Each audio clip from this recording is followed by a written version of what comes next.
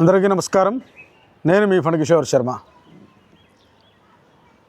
దరిద్రాన్ని తెచ్చిపెట్టే పనులు అంటే ఇంట్లో ఐశ్వర్యాన్ని ప్రసాదించకుండా దరిద్రా దేవత ఇంట్లో తిష్ట వేసుకుని కూర్చునేటువంటి పనులు ఏమిటో తెలుసుకునే ప్రయత్నం చేద్దాం.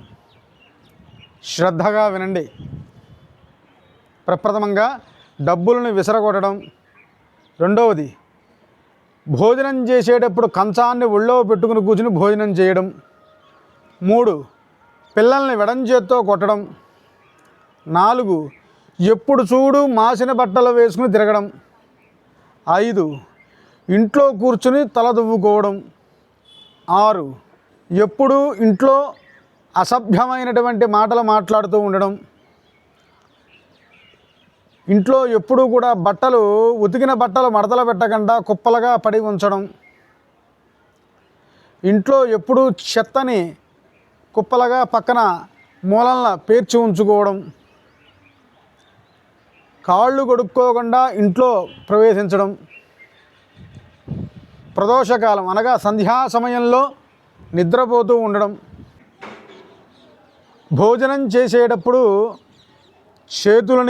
చేతి వేళ్ళని నాకుతూ భోజనం చేయడం.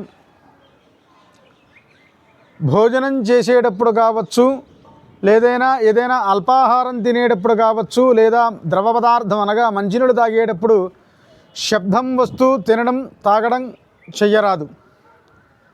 అలాగే ఇంట్లో ఎప్పుడు అంటుని మైలు పురుడు స్త్రీ మాతృమూర్తులకు వచ్చేటువంటి ఇబ్బంది రోజులను కలుపుకుని తిరగడం, ఇంట్లో కలుపుకోవడం, ఇలాంటి పనులు చేస్తూ ఉంటే ఆ ఇంట లక్ష్మీదేవి ఉండదు. దరిద్రా దేవత ఆ ఇంట్లో తాండవం ఆడుతూ ఉంటుంది. బాగా శ్రద్ధగా వినండి ఈ మాటని. కాబట్టి ప్రాతకాలంలో నిద్రలేస్తూ ఉండాలి. అదేవిధంగా ఇంట్లో ఎప్పుడూ శుచిగా శుభ్రతగా ఉంటూ ఉండాలి. ఇల్లే కాదు, మనుషులు కూడా శుచిగా శుభ్రతగా శరీరాన్ని, నోటిని, మనస్సుని కూడా మంచిగా శుభ్రతగా ఉంచుకోవాలి. ఇలాంటి మరిన్ని మంచి విషయాలు తెలుసుకోవాలి అనుకుంటే ఇప్పుడే మన ఛానల్ సబ్స్క్రైబ్ చేసుకోండి.